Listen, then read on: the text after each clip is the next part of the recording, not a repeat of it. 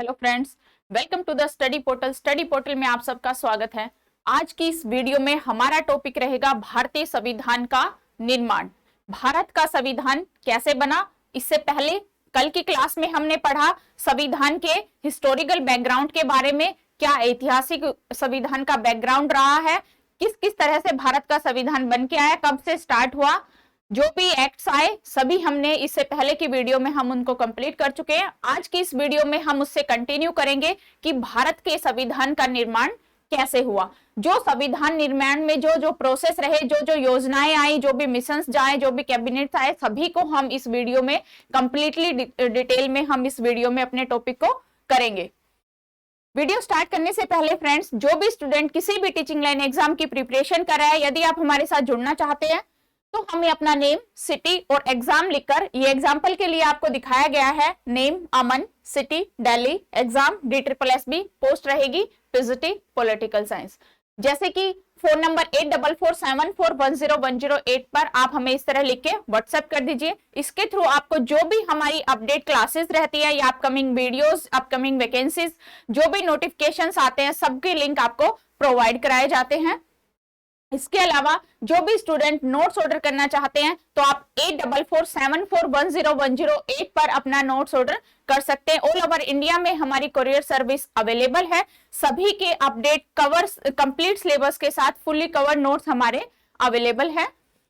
इसके अलावा जो भी स्टूडेंट क्लास लेना चाहते हैं तो आप हमारी ऐप को डाउनलोड कीजिए। स्टडी पोर्टल एकेडमी ऐप है। ऐप को डाउनलोड करने का लिंक ये है, iOS के लिए ये लिंक रहेगा। हर एक वीडियो के डिस्क्रिप्शन बॉक्स में भी लिंक अवेलेबल है। अभी हम बात करते हैं कॉन्स्टिट्यूएंट असेंबली यानी संविधान सभा की। कैसे संविधान सभा का निर्माण हुआ। संविधान सभा के पहले हम बात करेंगे कैबिनेट मिशन की, कि कैबिनेट मिशन जो है कब भारत आया। जब कैबिनेट मिशन भारत आया तो पहली बार संविधान के निर्माण की उसमें जो प्रस्ताव रखा था, सबसे पहले संविधान सभा के निर्माण की बात की जो मांग करी थी, वो मोतीलाल नेहरू ने ब्रिटिश सरकार के सामने सबसे पहले जो मांग की वो मोतीलाल नेहरू ने की। जब इंग्लैंड में इलेक्शन होना था 1945 में, उसका और संविधान सभा का बहुत ही गहरा रिश्ता है। 1945 में जब इंग्लैंड में जो इलेक्शंस हुए उसमें उस समय दो सरकारें थी, एक थी कंजर्वेटिव पार्टी और एक थी लेबर पार्टी। यानी जो लेबर पार्टी थी उनके जो नेता थे क्लेमेंट एटली, उन्होंने कहा था यदि हम चुनाव जीतते हैं तो भारत को आजादी देंगे। और जो कंजर्वेटिव पार्टी थी उनके नेता थे विंस्टन चर्चिल, जिन्होंने गांधी जी के बारे में बोला था अर्धनंग फकीर। वैसा ही हुआ जैसा कि लेबर पार्टी के नेता क्लेमेंट एटली ने कहा था कि यदि हम चुनाव जीते, हमारी सरकार बनती है तो हम भारत को आजाद करेंगे। तो जैसे ही 1945 में लेबर पार्टी ने अपना इलेक्शन जीता, क्लेमेंट एटली ने कैबिनेट मिशन को 1946 में भारत भेजा।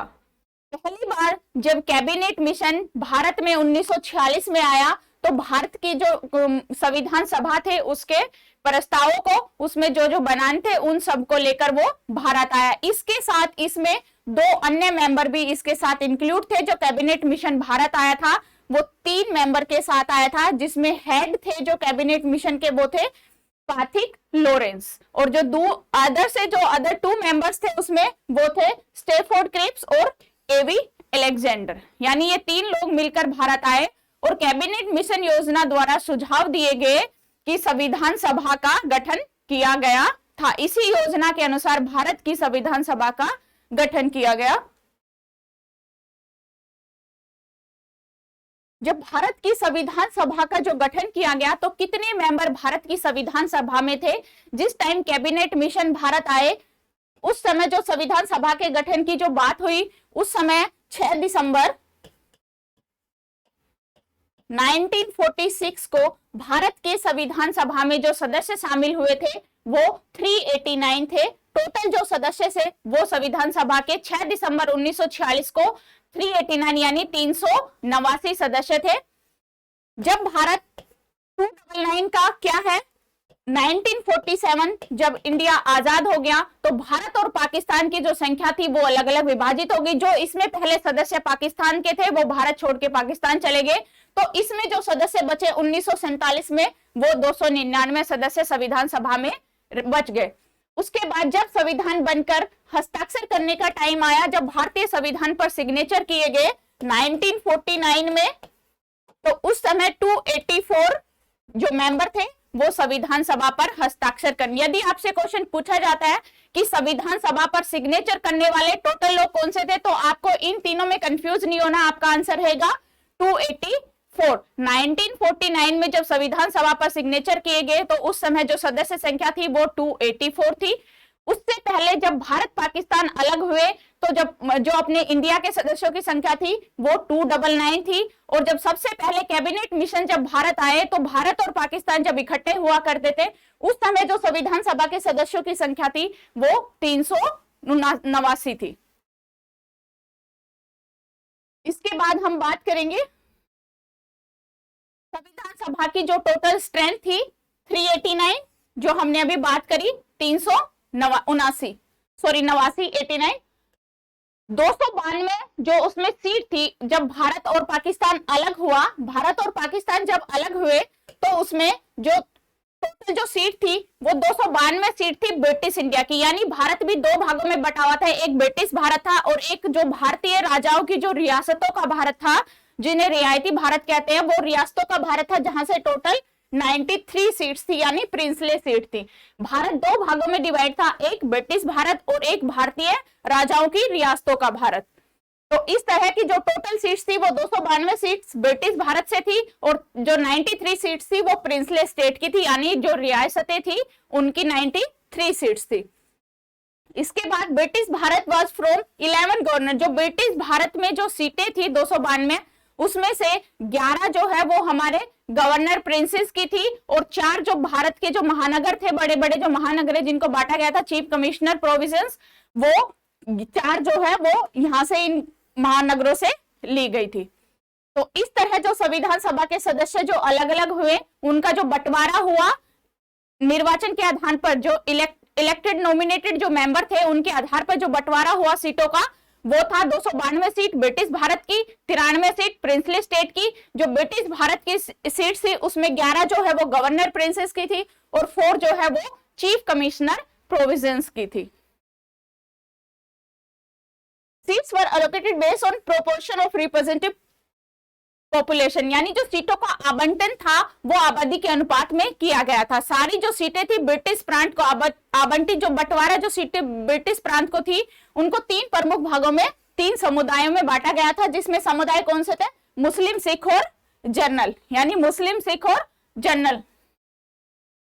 जो इनका जो रिप्रेजेंटेटिव कम्युनिटीज वर, जो भी मतलब जो भी प्रतिनिधित्व चुनाव होना था वो किस प्रकार से हुआ, प्रांतीय विधानसभा के प्रत्येक समुदाय के प्रतिनिधियों का जो चुनाव होना था, member that community provincial legislative assembly voting was as by method of proportional representative, मतलब जो वोटिंग का जो मेथड था वो था एकल हस्तांतरीय अनुपातिक प्रतिनिधित्व पद्धति।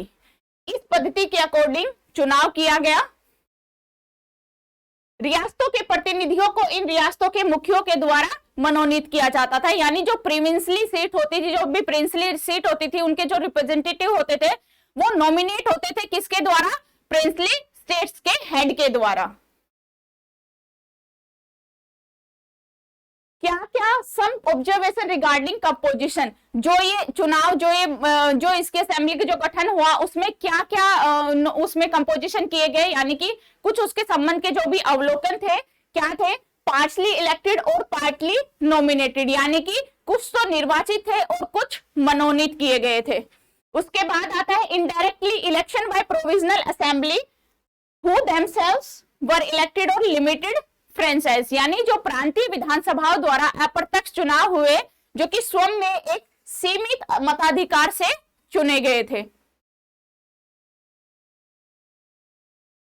चुनाव का जो अप्रत्यक्ष तरीका होते हुए भी समाज के सभी वर्गों के प्रतिनिधित्व इसमें शामिल थे, चाहे चुनाव का जो अप्रत्यक्ष मतलब इनडायरेक्टली जो मोड ऑफ इलेक्शन था वो होते हुए भी जो इनके रिप्रेजेंटेटिव थे वो प्रतिनिधि थे वो सभी वर्गों के चुने हुए थे। विधानसभा के जो गठन की बात, असेंबली टुक प्लेस जुलाई, तो विधानसभा का जो गठन हुआ वो कब हुआ, जुलाई अगस्त 1946 1946 में जो है विधानसभा के गठन के चुनाव हुए। यह प्रक्रिया नवंबर 1946 तक पूरी स्टार्ट कब हो गई थी? जुलाई अगस्त 1946 में। और कब तक ये प्रक्रिया चली, कब तक ये समाप्त हुई? नवंबर 1946 में।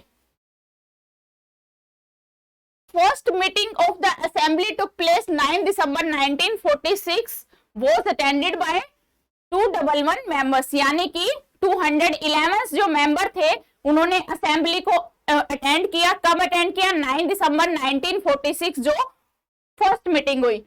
जो संविधान सभा की जो पहली मीटिंग हुई, संविधान सभा की जो पहली मीटिंग हुई 1946 में 9 दिसंबर 1946 को हुई। कितने सदस्यों ने इस मीटिंग को अटेंड किया? 211 सदस्यों ने इस मीटिंग में भाग लिया और सबसे पहली हुई 9 दिसंबर 1946 को। उस समय संविधान सभा के अध्यक्ष जो थे, जो इस मीटिंग को अटेंड कर रहे थे 9 दिसंबर 1946 में, इसके अध्यक्ष कौन थे? टेम्परेरी अस्थायी अध्यक्ष बनाए गए डॉक्टर सच्चिदानंद सिन्हा को।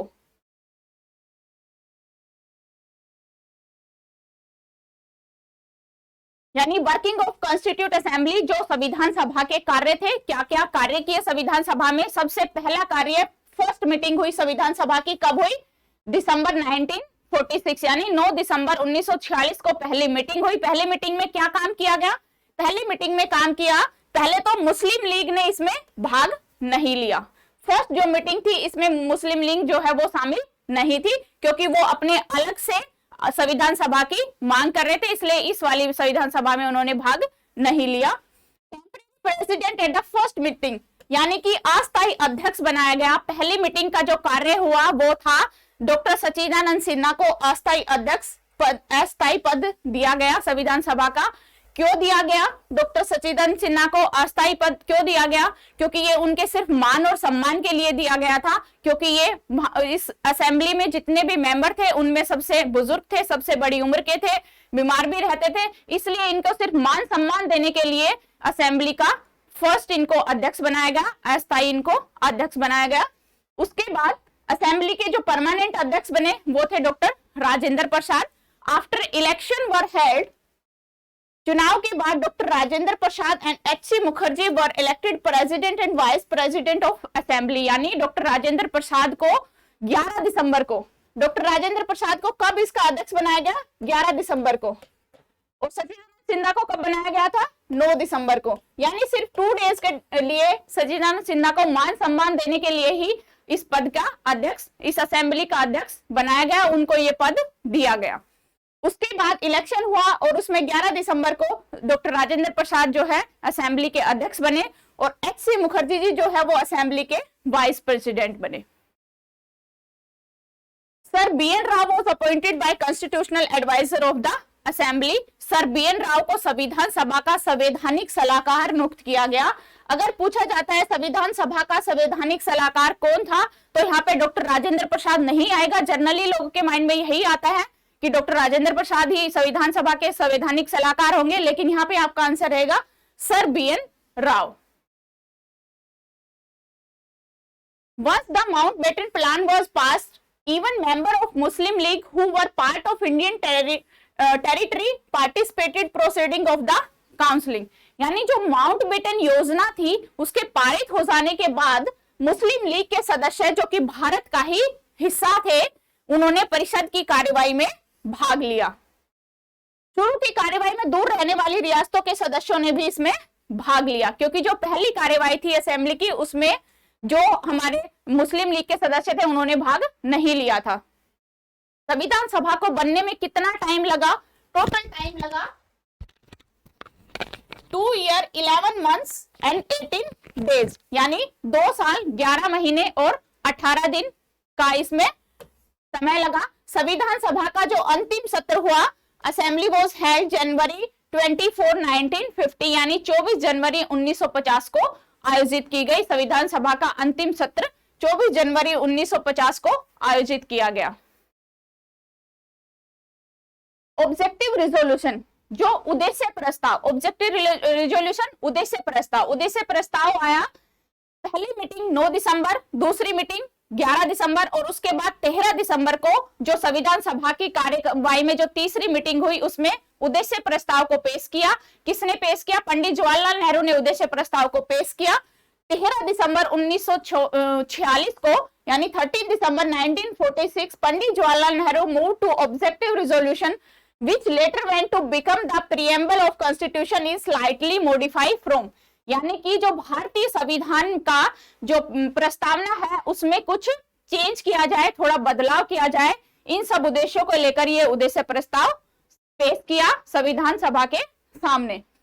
The resolution was unanimously adopted by 22 जनवरी 1947, यानी जो संकल्प लिया 22 जनवरी 1947 को सर्वसम्मति से इसको पास किया गया। जो उद्देश्य प्रस्ताव संविधान सभा में 1946 में आया, इसको सर्वसम्मति से 22 जनवरी 1947 को इसे पास किया गया।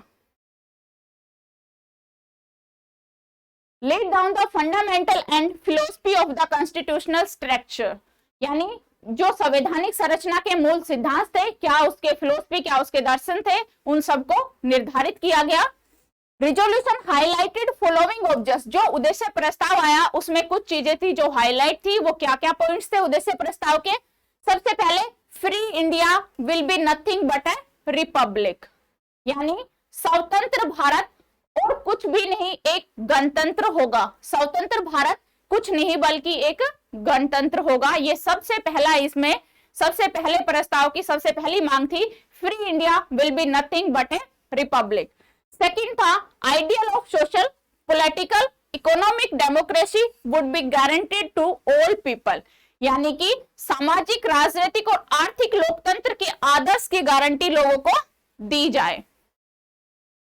उसके बाद तीसरे नंबर पे, Republic would grant fundamental rights, यानी गणतंत्र मौलिक अधिकार प्रदान करेगा, सभी नागरिकों को मौलिक अधिकार प्रदान करेगा।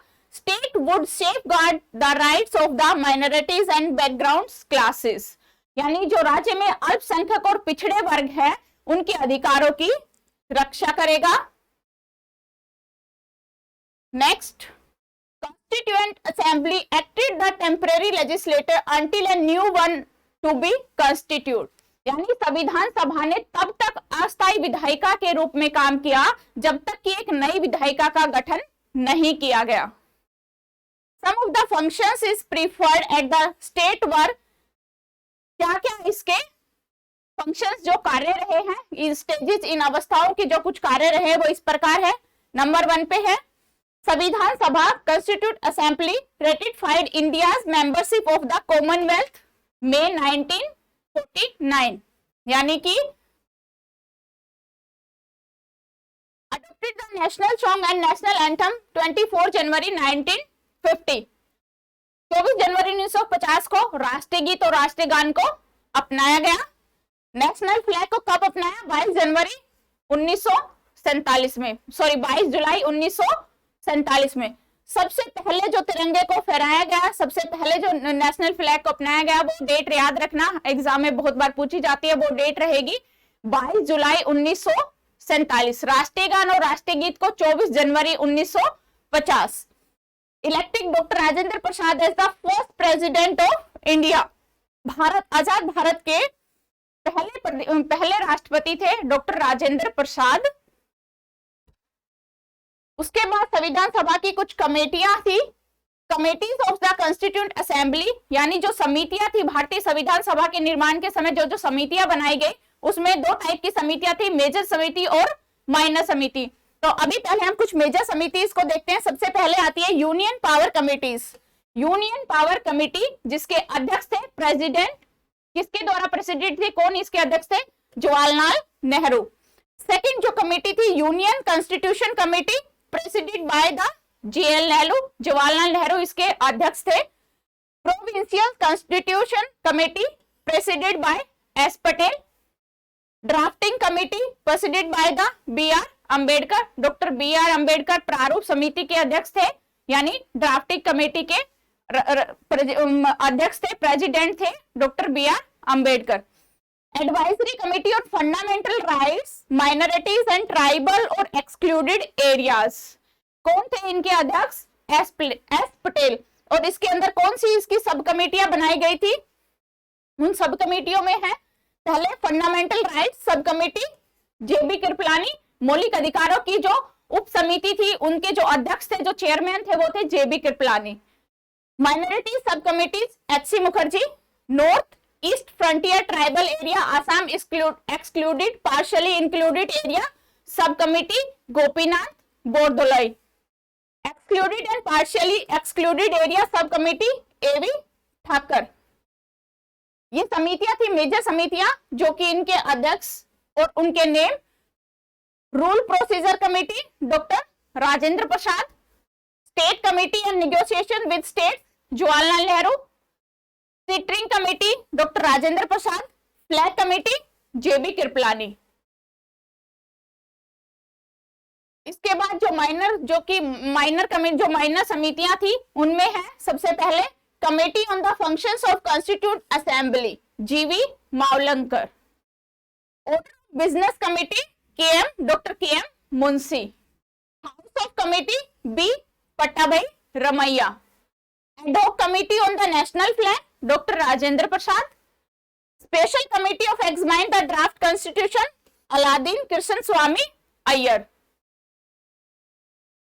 ये थी हमारी समितियां जो कि उनके अध्यक्ष थे। अब इन समितियों में से जो मेन समिति थी, जो भारतीय संविधान सभा से जुड़ी हुई है, उसमें सबसे पहले आता है ड्राफ्ट कमेटी, यानी कि मसौदा समिति, जो प्रारूप समिति जिसको हम बोलते हैं। It was considered to be most important committee to constitutional assembly, यानी जो भारत की संविधान सभा थी, उसकी सबसे इंपोर्टेंट कमेटी है draft committee. It was chaired by doctor B R Ambedkar. इसके चेयरमैन, इसके प्रेसिडेंट कौन थे? Doctor B R Ambedkar. Play a pivotal role drafting to constitutional, also passes the constitutional assembly. इस कमेटी के द्वारा संविधान सभा को निर्माण करने में, उसको बनाने में इसने बहुत ही महत्वपूर्ण योगदान अपना निभाया। The committee publish first draft constitutional in फरवरी 1948। इस प्रारूप समिति का जो सबसे पहला ड्राफ्ट आया, जो सबसे पहला ड्राफ्ट पेश हुआ, वो कब हुआ? फरवरी 1948, यानी कि फरवरी 1948। और सेकंड ड्राफ्ट, दूसरा जो ड्राफ्ट पब्लिश हुआ, वो कब हुआ? Incorporating changing suggestion the public of October 1948। कुछ चेंज करके जो इसको दोबारा पेश किया गया, वो अक्टूबर 1948 में पेश किया। कौन कौन ड्राफ्ट कमेटी प्रारूप समिति के जो सदस्य थे, वो कौन कौन थे? B R Ambedkar chairman, Alladi Krishna स्वामी Ayyar, doctor K M Munshi, doctor Gopalaswami Ayyangar, Syed Mohammad Saadulla, M Madhavrao, T Krishnamacharya. ये थे प्रारूप समिति के जो भी मेंबर थे, जो सदस्य थे। इसके बाद हम बात करेंगे enactment and enforcement of the constitutions, यानी final draft of constitution was introduce in assembly 1948। जो भारतीय संविधान सभा के निर्माण का जो अंतिम मसौदा, जो अंतिम प्रारूप जो तैयार किया गया, वो संविधान सभा के सामने 1948 में पेश किया। After subsequent reading, Constitution Assembly adopted enacted themselves Constitution on 26 नवंबर 1949। यानी जो संविधान को हमने जो स्वीकार किया, वो सबसे पहले कब किया? 26 नवंबर 1949 को। एक क्वेश्चन आता है, भारतीय संविधान को आंशिक रूप से कब स्वीकार किया गया? यदि वहां आता है आंशिक रूप से कब स्वीकार किया गया, तो आपका आंसर रहेगा 26 नवंबर 1949। पूर्ण रूप से कब अपनाया गया, कब स्वीकार किया, कब अंगीकृत किया, कब अधिकृत किया, वहां पे आपका आंसर रहेगा 26 जनवरी 1950। और आंशिक रूप से जहां पे आएगा, वहां पे रहेगा 26 नवंबर 1949। उस समय भारत में जब संविधान बना था, तो भारत के संविधान में 8 शेड्यूल, 22 पार्ट्स एंड 395 आर्टिकल थे। मूल संविधान में कितने पार्ट्स थे, कितने शेड्यूल्स थे, कितने आर्टिकल्स थे? तो आपका आंसर रहेगा 8 शेड्यूल, 22 पार्ट्स एंड 395 आर्टिकल, जो कि टाइम टू टाइम चेंज कर करके इनकी जो संख्या है वो इंक्रीज होती जा रही है।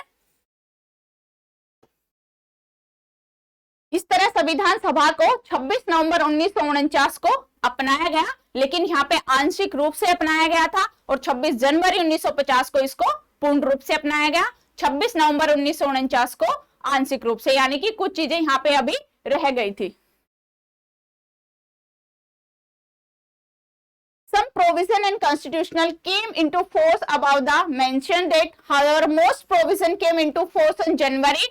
यानी कि वही बात जो अभी मैंने बोली कि कुछ चीजें इसमें रह गई थी, जिनको 26 जनवरी 1950 को संविधान को पूर्ण करके और इसको पूर्ण रूप से भारत सरकार ने इसको स्वीकार किया। Day of celebration Republic day every year, ये जो डेट थी 26 1950, इसी को हम भारत के गणतंत्र दिवस के रूप में हर साल हम इसको सेलिब्रेट करते हैं, यानी रिपब्लिक डे के रूप में हम इसको हर साल सेलिब्रेट करते हैं। This day was chosen by constitution maker pay homage to the पूर्ण स्वराज which started January 26, 1930। इस दिन को जो संविधान निर्माता थे उन्होंने पूर्ण स्वराज्य को श्रद्धांजलि देने के लिए चुना। ये जो डेट चुनी गई थी ये पूर्ण स्वराज को श्रद्धांजलि देने के रूप में इस डेट को हमने स्वीकार किया, जो कि 26 जनवरी 1930 को शुरू हुआ था। इस तरह ये हमारे संविधान निर्माण का पूरा कैसे कैसे हमारा संविधान बना, क्या कौन सी कमेटी आई, कौन कौन से प्रस्ताव आए, पूरा हमने कंप्लीट इस वीडियो में हमने constitution making of India complete topic आज हमने किया। आई होप आप सबको समझ में आया होगा। Thank you.